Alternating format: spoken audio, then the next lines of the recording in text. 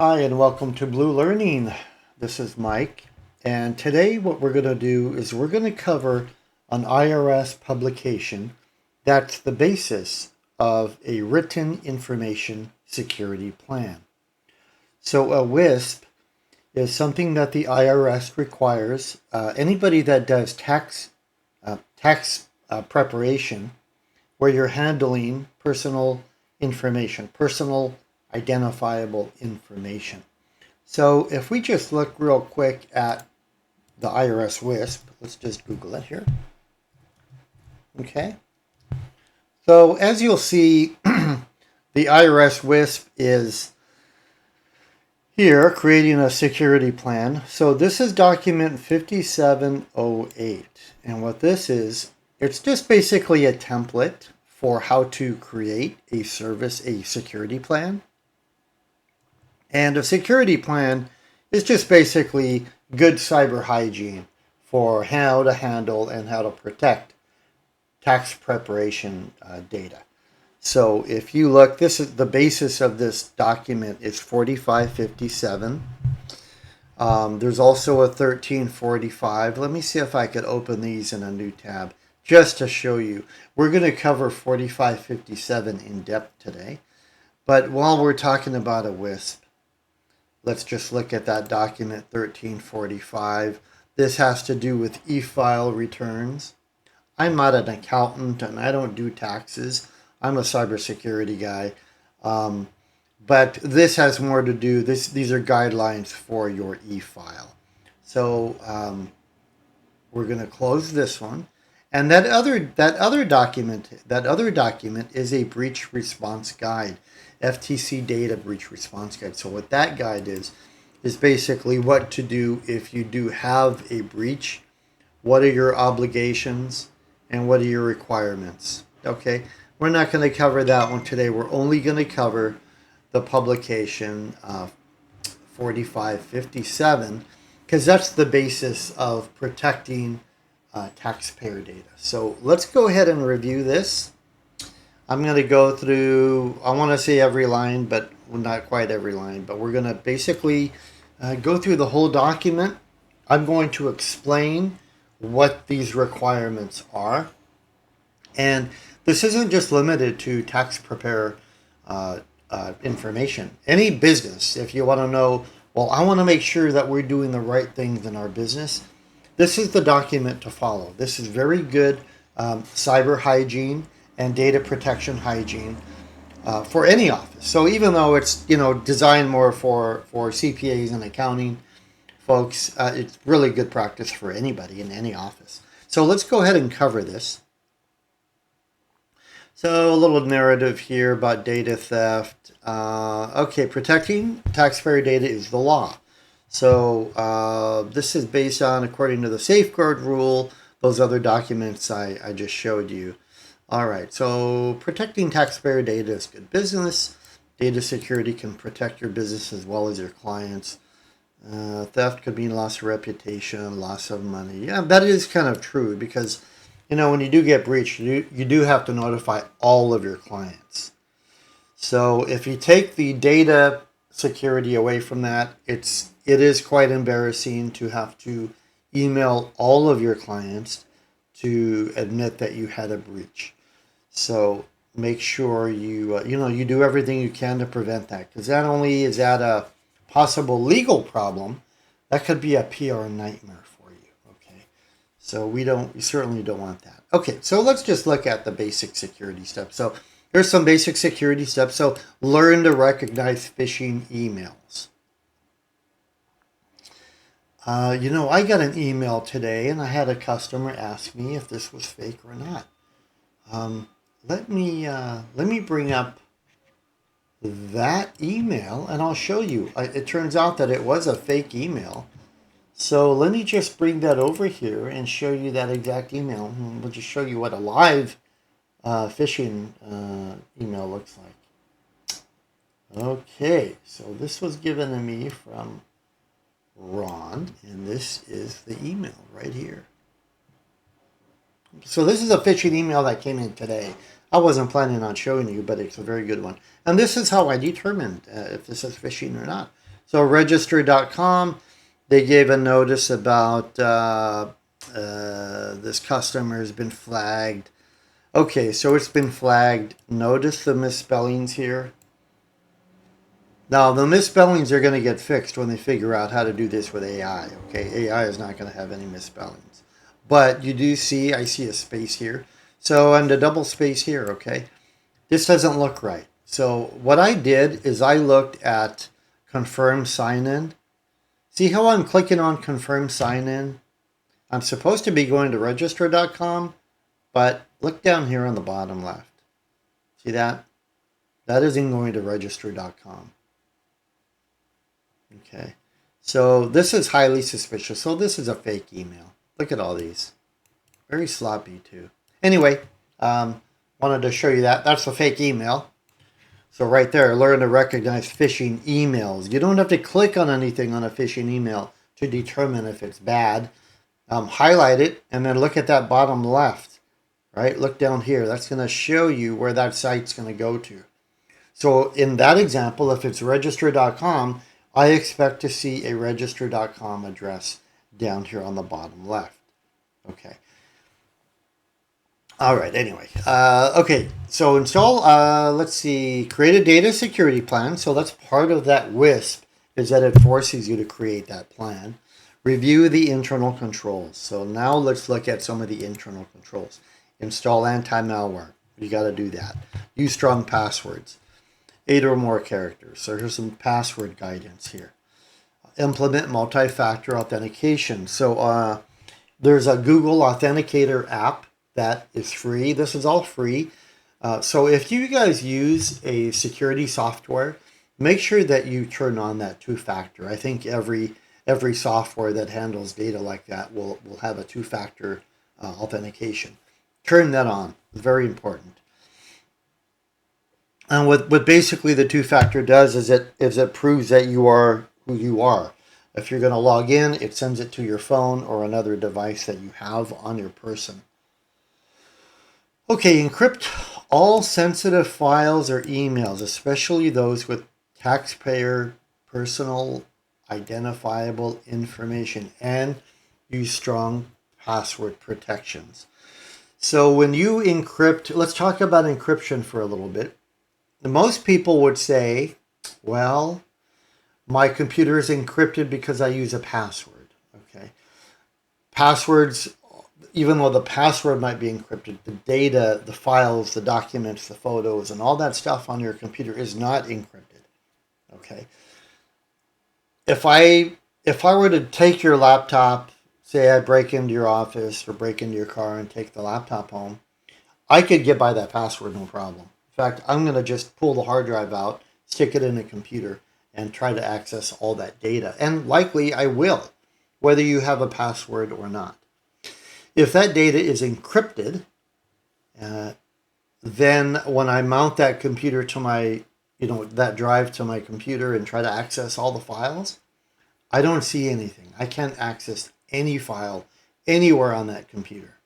In fact, if I wanted to just seal your laptop, wipe it, and put my operating system on it, I couldn't do that either.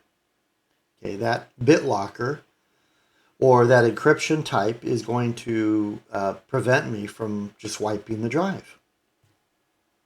So encrypt all of your information that you have taxpayer data on. That's the important part right there. And the encryption is free. It doesn't cost anything. It's called BitLocker on Windows PCs. Don't remember what it's called on Apple off the top of my head. I just had it yesterday. But Apple has another encryption method as well. Both of them are free. Backup sensitive data to a safe and secure external source, not connected full-time to a network. So that would be like an external hard drive that you would unplug when you're not using it. Okay, so now that's another thing is that data, let's say if we're talking about encryption, let's say that you have that data encrypted. You move it to a thumb drive or an external drive. That's not encrypted. Is the data encrypted or not? No, it's not. Once you move it onto an unencrypted data, then I can access that data. So one of the other recommendations is to encrypt that external hard drive. If I break into your office, I'm going to steal any drive I see. If I'm going to take your computers, I'm going to take all the thumb drives and all the external drives I see as well. So you have to assume that's going to happen. Make sure that external hard drive is encrypted. Make a final review of return information, especially direct deposit information. So look at your direct deposit numbers and look at the return numbers to make sure everything is okay. Wipe data or destroy old computer hard drives and printers that contain sensitive data. Sometimes printers will have an internal storage, or it'll have a place for a thumb drive or a drive to be inserted. That's what they're talking about, is make sure that none of that data resides on those drives, even if it's on a printer. And on a hard drive, if you're going to pull, let's say you are decommissioning a computer that had taxpayer information on there, they want you to wipe clean or destroy the old computer's hard drive. Now, this is a solid state hard drive, a small one, standard size, but it's smaller than the traditional older drives. And you can just take a hammer to this. I would just take a hammer to it, whack it on a desk, break this in half, whatever, destroy it. Another thing you can do, there are two connectors here, a small data connector and a power connector. You can just break both of them off. Stick a screwdriver or a pin and break those two tabs off. Then give this a whack. There, you just destroyed your data. Okay. Limit access to taxpayer data to individuals who need to know. So not everybody in your office has to have access to everything. If we're going to use like QuickBooks, for example, QuickBooks makes you have a login for each user. And then they have different level of user rights. It's the law of least privilege. So if you don't need access to the entire data set, the entire company file, then don't give somebody access. If they are only working on a subset of files or accounts, give them access to only those files, only those accounts. And then, review access. Who else has access to these?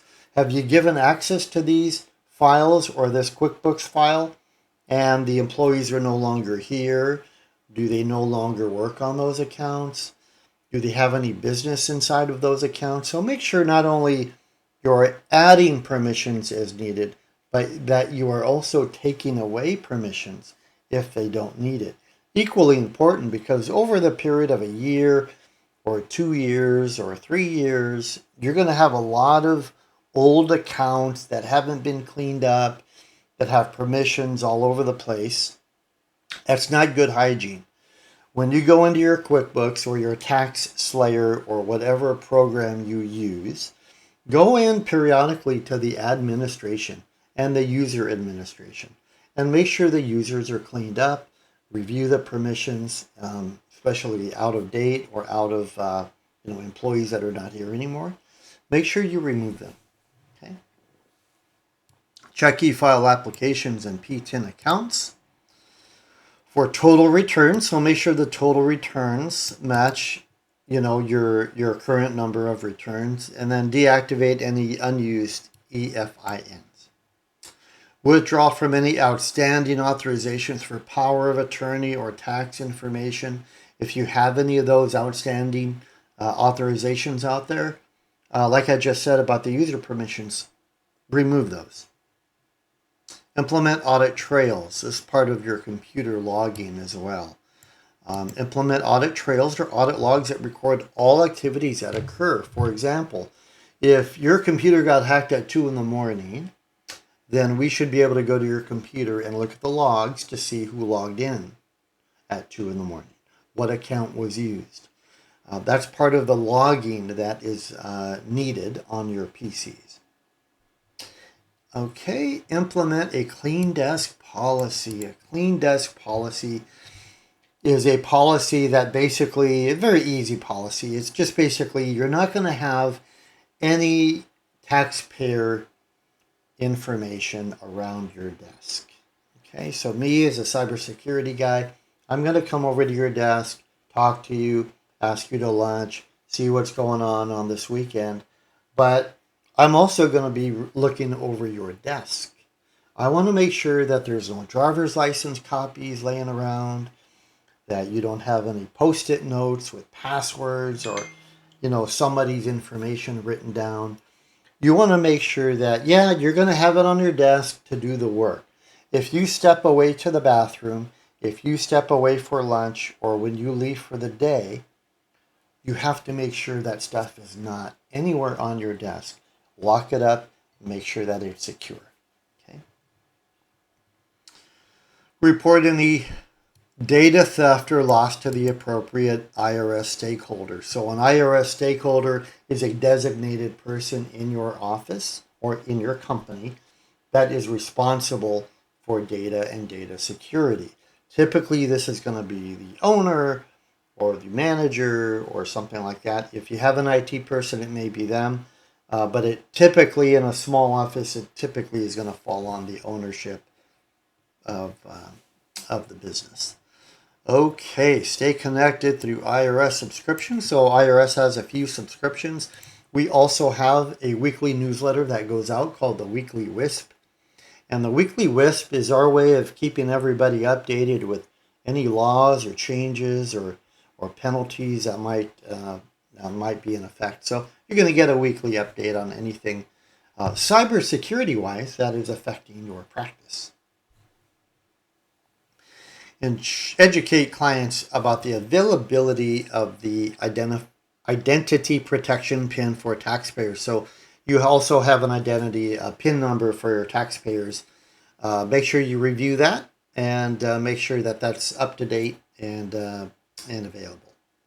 Review the FTC security tips. So we're going to just make sure that you review the security tips. We're covering almost all the tips here on this video, but there's some information there. And this is document 4557. If you guys just want to Google it, look it up, you can always do this review on your own. Okay, use security software. Yep, use an antivirus. Let's see. Fundamental step is the installation of use and use of security software. So yep, antivirus, anti-spyware, they usually go hand in hand. Firewall. A firewall, most people, we got to have a firewall, but they don't know what a firewall is. Firewall is basically inbound traffic. So let's just say that me and you go to Starbucks and we're both on the Wi-Fi network at Starbucks, okay?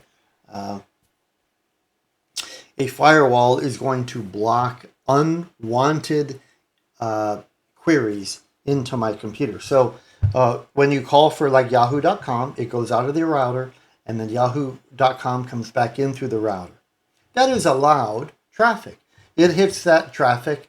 It hits the router, and then the basically the website. This is a conversational. The website will say, "I'm here. Mike's computer asked for this web page. He's checking the weather, and here's the page, and I would like to access Mike's computer, or I need to give this to Mike's computer." And that router is going to route. Okay, this was requested information. Mike requested the weather, and here comes the weather. Almost like a security guard at a like at a guard shack in a private home area. You have to hit that security guard and show that you are an approved person to come into that community. That's basically what a firewall does. So if you didn't request that Yahoo page and there was access to your computer that was requested, if it wasn't requested by you, that traffic is going to get blocked. So it blocks any unwanted or uninitiated connections. Long explanation, but that's important, especially if you are on a laptop and you're jumping network to network. Maybe you're going to clients, maybe you're going to Starbucks, you're using hotspots and all that kind of stuff. It's important to have that firewall turned on. Drive encryption, we just covered that a little while ago. It scrambles all of the information on your hard drive. Anywhere you have taxpayer information, you should have that data encrypted.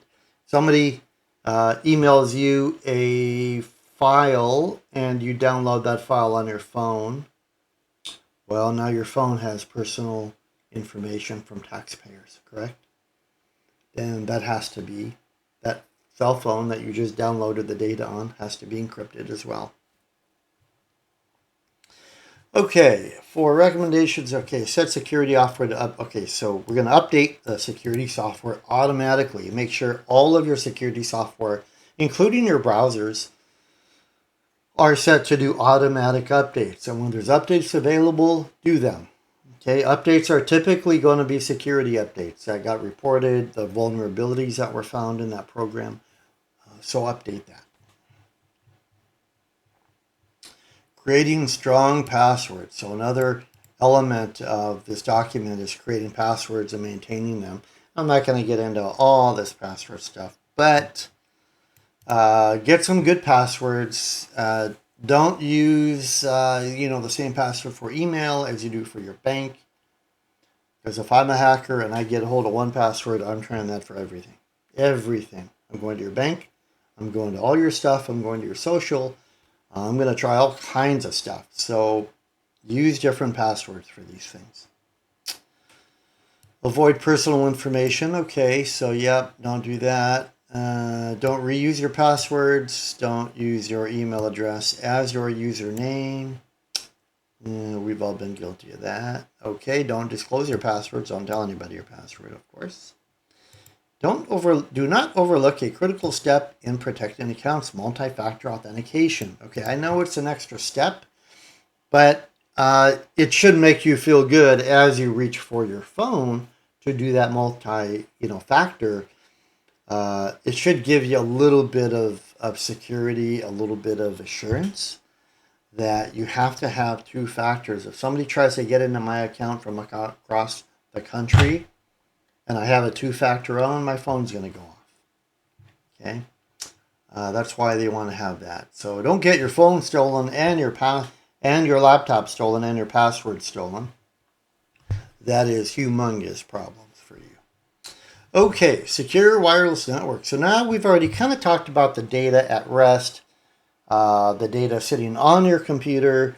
Now let's look a little bit about secure networks. So this is still talking about access. This is more access now, accessing your network from the outside. Okay, failing to protect your wireless network, means that your data is vulnerable to attack. They can steal your data without your knowledge. If you must use wireless, take these things. Okay, so change the default admin password on your router. Most of the new routers now come, part of the setup is they're forcing you to change the access to that device. And sometimes they have a little sticker on the device with the admin password and the admin name. You can change that. It's recommended to change that to something and keep that secure. Reduce the power. So if you get into your router, your wireless settings, there is some power settings on how strong that signal is going to go out. Sometimes these are way too strong. You might have a small office, and this signal is going to go 5 offices down the road where they can still detect your wireless. Okay, and I'm talking like on your phone, how you can detect, your wireless networks. Kind of like this. Okay, so I can detect a bunch of wireless networks here. Okay, what they're saying is you don't need to have full power on that router. Okay, you don't need it to go five offices over. You can kind of just keep it minimum so that your signal is going less places. Use Wi-Fi protected, use WPA3. So there's different security levels on wireless. You're going to have WEP, which is an older type of encryption, and you're going to have WPA3, and then WPA4, WPA5 in the future. So use WPA as your encryption method. I think Almost every new router comes with WPA, but it may ask you these questions in the setup. Okay. Don't use a public Wi-Fi. So if you can help it, don't use a public Wi-Fi. I like using the hotspot off of my phone or an independent hotspot through my provider. Use multi-factor authentication and use a VPN. So a VPN, think of it as a metal straw inside of a regular straw. Okay, the straw is representing the internet pipe or the data pipe, and that metal straw that's inside that regular straw is where your secure data is. Okay, unpenetrable from anybody looking at your data, and your data is scrambled inside that metal straw. So think of your data being scrambled in there. Take that metal straw out, and all your passwords and everything are visible. So let's just use that analogy. Okay, so yeah, stay away from that. Protect stored data. So let's look at stored data. Back up your encrypted copies of two external drives. So I think I mentioned that a little while ago. That external drive has to be encrypted as well. Use drive encryption, yep, to lock all devices. Avoid attaching USB drives and external drives without client data to public computers. So if you have a bunch of client data on an external hard drive that's unencrypted, don't necessarily just plug it into your computer. It has to be encrypted, okay? Avoid installing unnecessary software or applications to the business network. Avoid use free software. Okay, so every piece of software that you install creates a vulnerability. Okay, it can create a possible hole in your network. So keep the applications that you install to a minimum. If you want to go to your application list on your computer, control panel on a Windows machine, applications on a Mac machine, it doesn't hurt. In fact, it's often helpful to look at all of your applications. And there's a date next to when each application was installed. So look at these applications. Look at when you installed them. If they're old and you don't use that software anymore, get rid of it. And it's good practice to do that on your phone too. All those games and all those things you tried once and never used them again, get rid of them. They're creating an attack surface, a very large attack surface on your computer. Okay, where were we? Avoid, unnecessary. Perform an inventory of devices. Okay, so keep track of where your customer data is. Cell phones, tablets, PCs, that kind of thing. Limit or disable internet access for those devices. Okay, so if you have some machines that have taxpayer information on them and they do not need to be connected to the internet, then don't connect them. Unplug it from the internet. Physically destroy, delete all information from hard drives. Physically destroy hard drives and tapes. Anything that had taxpayer information that you are no longer using, then physically destroy it or delete all the information off of it. Okay. If you guys have a shredder service, they mentioned shredder service, then that's good too. A paper shredder in your office is just as fine. Okay. So be on the guard. How to spot data theft. So you or your firm may be a victim and not even knowing it. So here's some ideas on some suspicious things that might indicate data theft. Client e-file tax returns begin to be rejected because they were already filed, okay? So you're filing for a client and they're saying, nope, this has already been filed. That's a problem. Clients who haven't filed returns begin to receive authentication letters, so kind of the same thing, it's the opposite. Clients who haven't filed returns, okay, somebody gets a refund, they haven't even filed their return yet. That's a little bit fishy. Clients receive tax transcripts, they didn't request them. Client who created an IRS account received an IRS notice that their account was accessed or IRS email stating their account has been disabled. IRS doesn't email you about this stuff. Okay, so that's fake. A number of returns filed with EFIN exceed the number of returns you actually filed. So do a little audit yourself. If you did 10 returns, make sure that those 10 are documented. It doesn't say, that you've done 100 returns. Okay, tax professionals or clients responding to, yep, if they're replying to you on an email that you sent them and you did not send them that email, that means somebody's probably in your account sending out emails to your clients. Hey, I need your social real quick. Hey, can you give me your driver's license really fast? Those are ways that somebody will get into your computer and communicate with your clients to try to get that information. Looks like it's coming from you.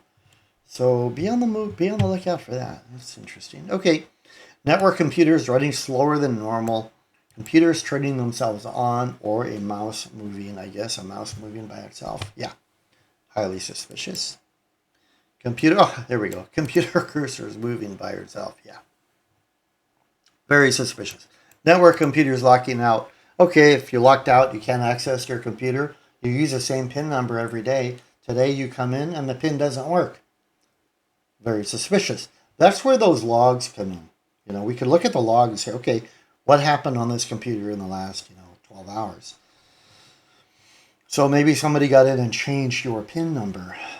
Okay, so monitor EFIN or PTINs.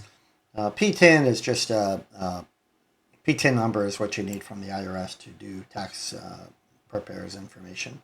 So here's some PTIN, just a little bit of hygiene. Select instructions for checking out your PTIN. Recognize phishing scams. Yep, I just showed you that one that came in today. So we do offer, at Blue Sky, we do offer cybersecurity training. We can set up a whole year for your office of training, phishing attempts. We're going to try to phish your clients, trying to get their passwords, trying to get them to log in. It's all fake, but we need to know. We have to do that. We have to see who is going to take the bait and who's not going to. And you have to know that. So these are good little practices that we can do. But if you want to talk to us about that, our cybersecurity training, you're welcome to reach out to us. I'll put a link down below for anything that we offer that I'm covering. Let's see. Thief may pose as your account provider. Yep. They may pose as your bank or as a professional colleague. Okay, so just be very careful here. Thieves may hijack your email account and send spam using your name. I just talked about that. Your client getting an email from you that you did not send. Generally phishing, and that's not necessarily going to be in your sent items. If they got your email password, they're sending out from another location. So going to your sent emails to see, okay, have I been hacked? Have I been sending out emails? They might not be. And in fact, they're likely not going to be in your sent unless they were sent from your computer. Thieves may hijack your email account. Okay, we covered that. Generally phishing or spear phishing. Emails have an urgent subject. Okay, so keep an eye on the urgency. Okay, they're going to try to make it sound very urgent. You got to click here now. You got 10 minutes or 10 hours to click here or whatever. Don't fall for that stuff. Attachment. Yep. Do not open any attachments. Don't even open any attachments. If that email already looks suspicious, don't even click anything. Get out of it. Delete it. Don't click on anything, not even by accident. That's what they want you to do. A legitimate business will never email and request personal sensitive information. Okay, so if somebody's asking for sensitive information, that's the red flag right there. Doesn't hurt to pick up the phone and call them if you're curious. Hey, did you just email me asking for information? Okay, just wanted to check. Educate employees that are make sure your employees know this stuff. Separate personal and business email accounts. Yep, keep your business email business. Keep your personal. Install anti-phishing toolbar. Okay, so there's some anti-phishing toolbars out there that are part of a lot of these security softwares. Never open or download attachment. Yeah, don't open anything unless you know what it is, you're expecting it, you know who it came from. all that kind of stuff. Never send only password protected encrypted documents. Yep. So if you're going to encrypt a document or a folder, it's good practice to send them the password in a separate email, not that, hey, here's a file and here's an email. Here's a password. Nope, say here's a file. It's passworded. I'll send the email password. I'll send the file password in a minute. Send another email and say here's the password. Or call them and tell them password verbally, so it's not even written down on email. Do not respond. Yeah, don't respond to phishing. Okay, don't ask a phishing email if this is a phishing email. You're going to get a answer back that says, no, this is real. It's probably not real. Data security. Yep, be safe on the internet. So just some internet stuff. Keep your browsers up to date. I'm using Chrome here. And you can, here's how to update Chrome very automatically. So if you go to help, and if you go to about, see that? Look, it's going to automatically check for updates. Right there. Look, I got a new update. I'm not going to reload. I'm not going to do that right now because I don't want it to close my session. But help about will, I think Firefox 2 help about will do an automatic check. Okay. And we were back to this document. We're almost done here. Okay, scan files using your security software. So typically your security software will scan any files that you are scanning or attaching. It'll check them automatically, but make sure that's turned on if that's an option for you. Delete any web browser cache, temporary cookies. Look for the S in HTTPS. So up here, I don't know if I can replicate this. Let's look. I don't want to goof off of this right now. But when you're on a website that is secure, S means it's secure.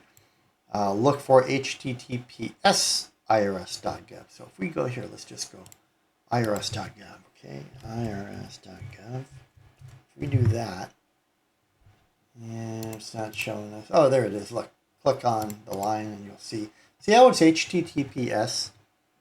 Okay, that's what they want to see. That means you're secure. Now, if you're at a shopping website where you're ready to put your credit card information in, click that. Make sure that there's an S there, secure. Okay. All right, avoid accessing business emails from public Wi-Fi connections. So try to stay off of public Wi-Fi. Most cell phones will have a hotspot that you can turn on. Turn that on. It's far more secure. Enable your browser's pop-up blocker. So you can have a pop-up blocker here. If you just go to help or settings, if you type in pop-up, right, something like that. Is that one word? That's one word, I guess. Pop-up. Well, pop-up. There we go. Pop dash up. Pop dash up. All right, there we go. Pop-ups right there. Yep. So you could control your pop-ups right there. So it's cool. Okay, do not download files. Yeah, don't download any files that you don't need to. Unknown websites, of course. If your browser homepage changes, yep, could be a side of malware. So you come in, you log in, you open up your web browser and your homepage changes. That's a sure sign of a problem. Report data loss. Okay, so tax practitioners, yep, report data loss. Here's what you have to report, and this is who you have to report to. Your WISP that you get, if you get it done for you, if we do it for you, we're going to have all of this information, all of your policies, everybody that you need to contact if things go sideways. Okay, respond and recover from data loss. So now FTC offers assistance. They have phone numbers. If you don't have a data person to help you, then they have some phone numbers that they can help you with. A few bullet points here. Review the breach report, determine how it happened, and make required fixes before resuming tax preparation activities. Okay, that's cool. Develop a continuity plan. So develop a plan. Hey, I come in, I have white icons on every computer in my office and everything is done. We can't access anything. We can't open anything. What do we do? Make sure you have a plan for that. Make full backups and all business data. Yep. So make sure you back up all your stuff. Some of this is redundant. Yep. Make sure you back up and you have an encrypted copy of all that backup. Consult with your insurance professional. So yeah, check with your insurance on cyber insurance.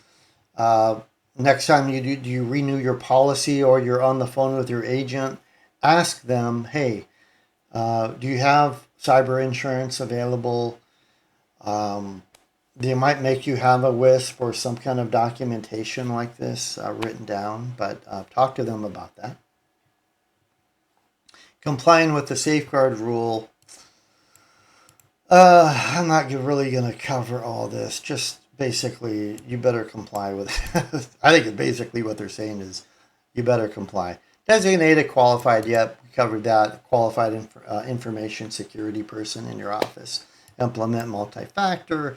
Identify any risk from customer information. Let's see, effectiveness. All right, design, safeguard program. Your WISP will cover all of this. So this is a checklist for creating a plan. I'm going to kind of just breeze through this. So here, it says, a little typo here. Check that out. Okay, the safeguard rule requires companies to assess and address the risk to customers. So a little checklist. Okay, I'm not going to, I think we covered most of these here. Let's see how long this is. I'm just going to pick a few of these out. Background check, ask every new employee to sign an agreement. Okay, we give you all the agreements for all your employees to sign. Limit access to customer information to employees who really need it. This is more of a review here. Control access, yeah, so strong passwords. Okay, so strong passwords and change them frequently, about every 90 days, change your passwords. Require multi-factor authentication, use password-activated screensaver. So here's a good one. I get up and I go to the bathroom, I get up and go to lunch, or I just walk across the building. How long does your screensaver turn on where it, you move the mouse and it shows you a password protected screen? You should have that. If you get up to go to the bathroom and I walk over to your desk and I move your mouse, am I on your desktop? Am I looking at your files right there? Or am I at a password screen? You want to make sure you're turning on the password lock on your Windows computer. So in your screensaver area, I'm going to do that. I'm going to type in screensaver here. All right. Lock screen settings. Okay. Go to your lock screen settings. This is how you do it on a Windows machine. Okay. It's taken a minute. Okay. Okay, live demo here.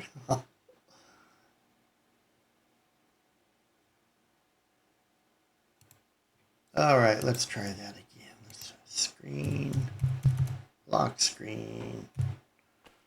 There we go. Come on, lock screen.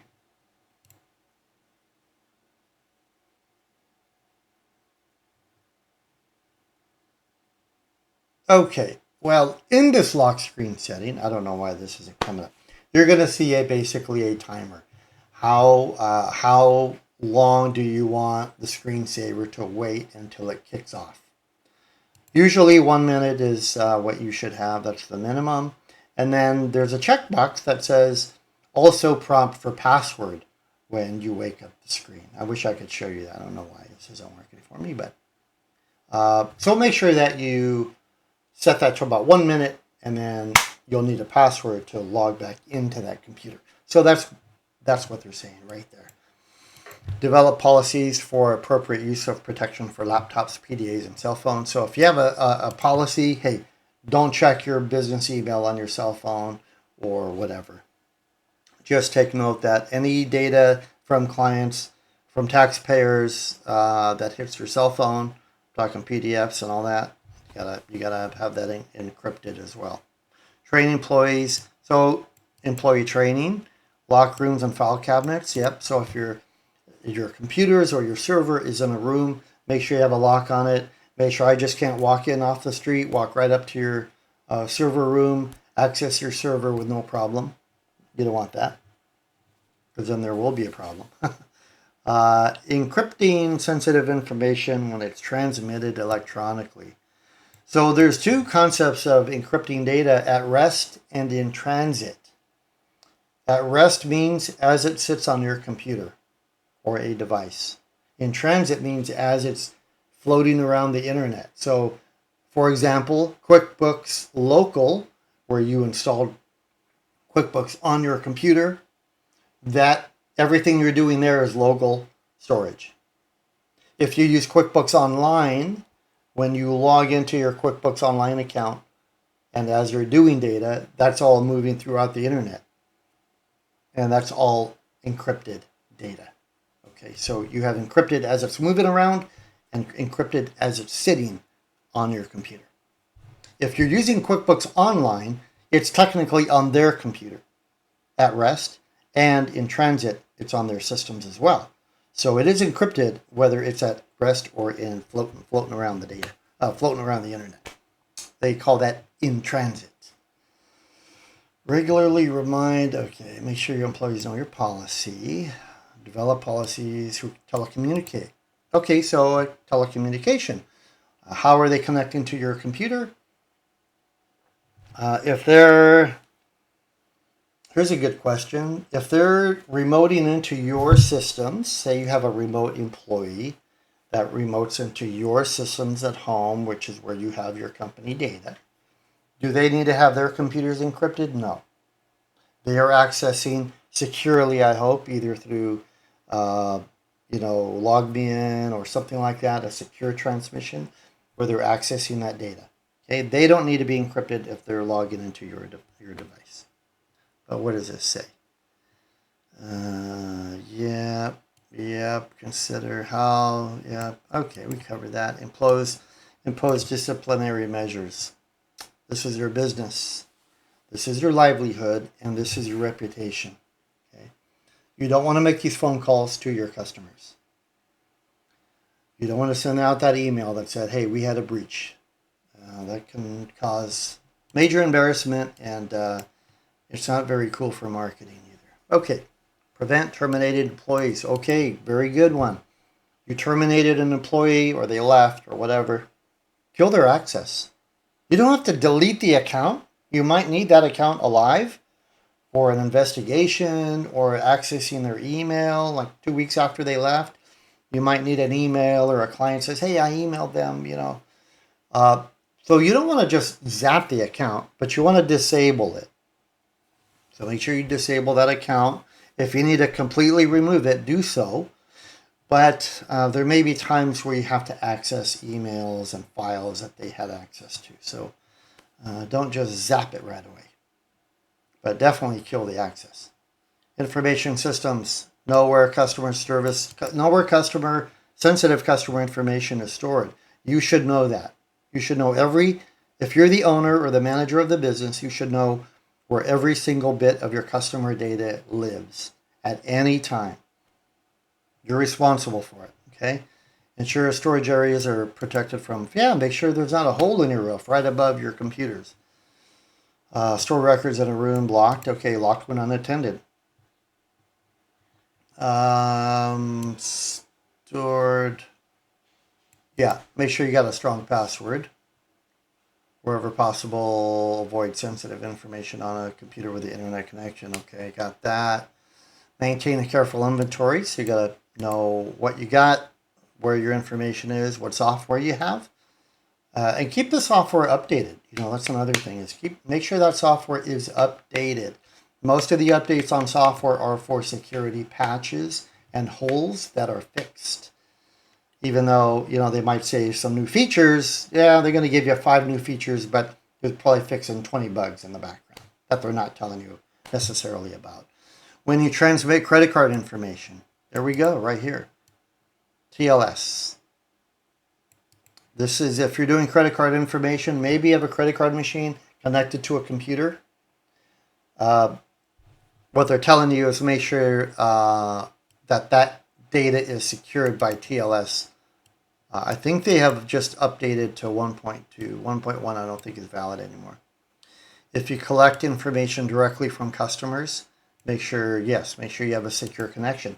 For example, if I take a credit card number over the phone and I log into my QuickBooks or something to punch it in directly, make sure I'm logged in with my security credentials, make sure that it's a HTTPS connection, do all those checks before you're entering that information. Dispose of their information, credit card information, destroy it, shred it, make sure that information is nowhere to be found. Okay, you write somebody's credit card number down on a piece of paper, destroy that piece of paper when you're done. Or burn it, or pulverize it, shred it. Destroy or erase data when disposing of old. Okay, so destroy it. Take a hammer to this stuff, okay?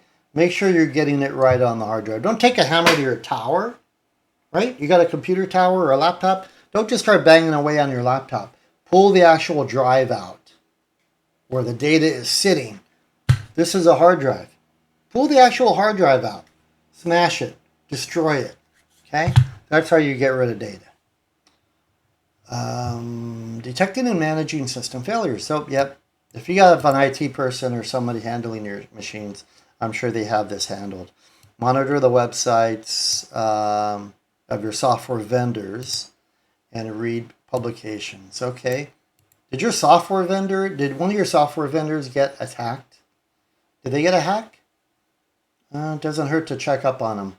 If you're browsing, maybe you're browsing a new software. Hey, I use QuickBooks, but I'm interested in Tax Slayer or one of these other ones, Peachtree or something.